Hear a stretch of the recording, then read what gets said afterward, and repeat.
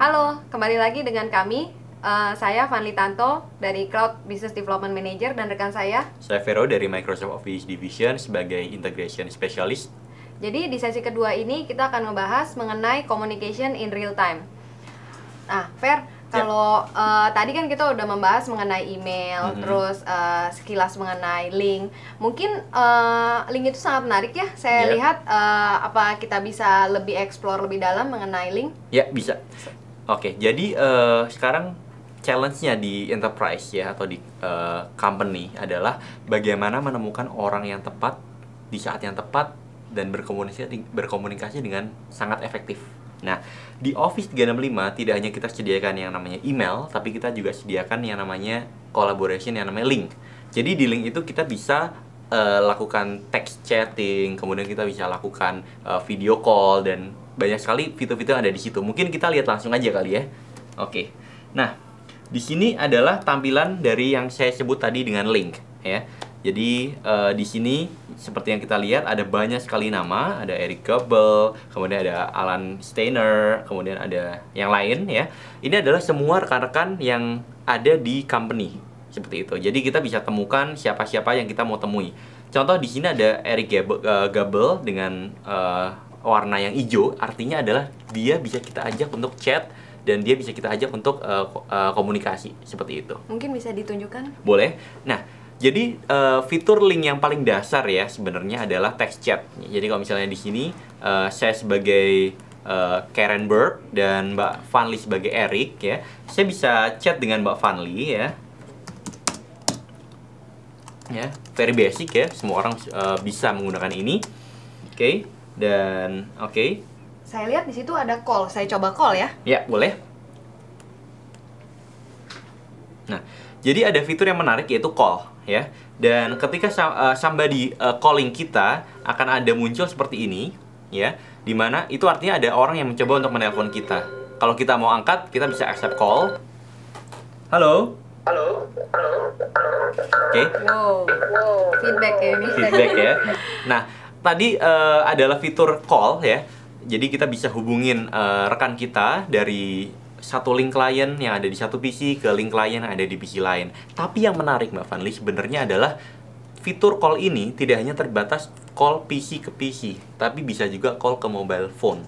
Ya, asal dengan catatan kita nanti pakai Office 365 plan yang sesuai seperti itu ya. Jadi ini tentunya sangat menarik karena bisa menghemat sekali panggilan telepon kita ya. Instead of kita menggunakan handphone untuk bertelepon, kita bisa gunakan link untuk menelpon baik ke PSTN, baik ke telepon rumah ataupun mobile phone. Seperti itu. Oh, jadi semua ini jadi IM, kita bisa instant messaging, bisa call, bisa video juga. Bisa. Nah, yang keempat nih menarik nih, share. Iya. Mungkin aku coba untuk share ini kali ya, presentasi kali ya. Oke. Ini mungkin kalau di enterprise ya atau di company biasanya skenario adalah kadang kita mau meeting seperti itu ya. Daripada instead of kita ada dokumen kemudian kita print, kita bagikan ke seluruh orang di dalam ruangan. Pertama itu boros kertas, tidak ramah lingkungan. Kenapa nggak kita share aja filenya, kemudian kita bisa show di link, semua orang bisa kontribusi di situ. Seperti itu. Jadi ini bisa rame-rame juga ya? Bisa rame-rame. Jadi up to 250 attendees. Wow. Jadi bayangkan kalau misalnya kita punya kantor yang cabangnya di banyak tempat seperti itu, kita mau meeting dari semua cabang-cabang itu, kita kan nggak mungkin kan. Mungkin kita harus ngumpulin di suatu tempat dan itu biaya mahal seperti itu. Nah, di sini kita nggak perlu kumpulin di suatu tempat fisik, kita bisa gunakan link untuk komunikasi seperti itu. Jadi mungkin bisa mulai di share. Ya, aku share yang. Oke. Ya. Jadi ini ada kalau misalnya somebody share ke kita suatu dokumen atau anything, akan muncul suatu tulisan di sini yaitu accept sharing request. Kalau saya klik, oke, maka dia akan load ya. Jadi Mbak Vanli sudah masukkan dokumennya, nanti saya akan loading dokumennya. Kemudian nanti saya bisa lihat apa dokumen yang di-show oleh Mbak Vanli dan saya bisa komen, saya bisa do anything yang mungkin kita butuhkan seperti itu. Ternyata Mbak Vanli share ke saya tentang Microsoft Exchange Online Overview ya. Jadi di sini saya bisa lihat dokumen yang Mbak Vanli tunjukkan. Kalau misalnya Mbak Vanli ganti slide ya, saya juga akan melihat bahwa ini ganti slide seperti itu. Saya jadi bisa ganti slide. bisa next. Oke, Mbak Fanny udah klik next. Saya nggak sentuh apapun, Mbak Fanny yang sentuh gitu ya. Aku next Jadi lagi ya. sudah next, change screen seperti itu. Nah, kadang-kadang kalau misalnya ada dua orang presenter atau dua orang pembicara yang berbeda tempat dan kita mau konferensi dengan link, mungkin kita mau deliver dokumen yang sama, saya bisa klik yang namanya take over as presenter. Jadi sekarang saya bisa jadi presenter ya. Oke. Saya instead of Mbak Fanny tadi yang klik, saya bisa klik dan saya bisa pindah-pindahkan slide-nya seperti ini. Ini sekarang saya yang take control seperti itu. Ini di tempat-tempat ini simbol-simbolnya ini apa aja ya? Oke, jadi selain kita bisa kontrol, kita juga bisa kasih komentar, kita bisa oret-oret seperti itu. Contoh misalnya saya mau coret isi bagian sini karena mungkin saya punya concern dengan bagian ini, saya bisa coret bagian situ atau anything. Dan yang menarik adalah kalau saya coret di sini, semua orang yang menonton presentasi ini itu juga melihat perubahannya seperti itu. Oh, oke. Jadi kita mungkin ini baiknya lagi selain kita share presentasi, kita juga bisa ngebahas gitu bagaimana mungkin bikin presentasi ini, dokumen ini jauh lebih baik lagi ya. Betul. Dan yang menarik Mbak ya, jadi tadi kita sudah bahas share ya, salah satunya adalah share PowerPoint presentation ya. Kita juga bisa share desktop. Nah, gunanya apa sih share desktop? Sekarang bayangkan seperti ini. Kita bekerja di perusahaan yang berukuran besar, orangnya banyak gitu ya. Kemudian ada departemen IT. Pasti dong namanya komputer ada masalah gitu ya. Bayangkan kalau semua orang itu harus ke IT, harus datang ke semua orang yang bermasalah komputernya, pasti cukup capek gitu ya. Apalagi kalau misalnya di luar kota ya. Di luar kota apalagi gitu kan. Nah, sekarang instead of lakukan seperti itu, IT bisa memanfaatkan sharing desktop ya. Jadi orang yang bermasalah itu bisa share desktopnya. Oke, mungkin Mbak Fanny contohnya mungkin yang sedang bermasalah gitu ya. Oke, aku share desktopku ya. Share now. Oke. Oke, sekarang Mbak Fanny lagi sharing desktop. Saya lagi nunggu requestnya. Jadi apa yang kita lihat di depan ini adalah tampilan dari desktop Mbak Fanny ya. Jadi kita bisa lihat apa yang terjadi di balik sana. Dan kemudian kalau misalnya saya sebagai IT, pastinya saya mau solve problemnya langsung gitu ya. Nah, saya bisa minta kontrol ya. Jadi saya bisa kendalikan kursor Mbak Fanny dari jauh ya. Saya bisa klik di sini request control. Nanti Mbak Fanny akan accept request dari saya. Kalau misalnya saya di granted requestnya ya. Ini sekarang saya sudah take control. Saya coba full screen biar lebih jelas. Nah, ini sekarang saya sudah kontrol komputernya Mbak Fanny. Kalau saya klik di sini akan minimize. Mbak Fanny angkat tangan biar kelihatan. Iya, Mbak Fanny Mbak Fanny nggak tersentuh apapun gitu ya. Nah, misalnya problemnya mungkin Mbak Fanny nggak bisa change resolution misalnya. Saya bisa langsung do itu dari sini, klik kanan, kemudian screen resolution, seperti layaknya ini komputer kita sendiri. Bayangkan kalau seperti ini diterapkan di perusahaan-perusahaan di Indonesia.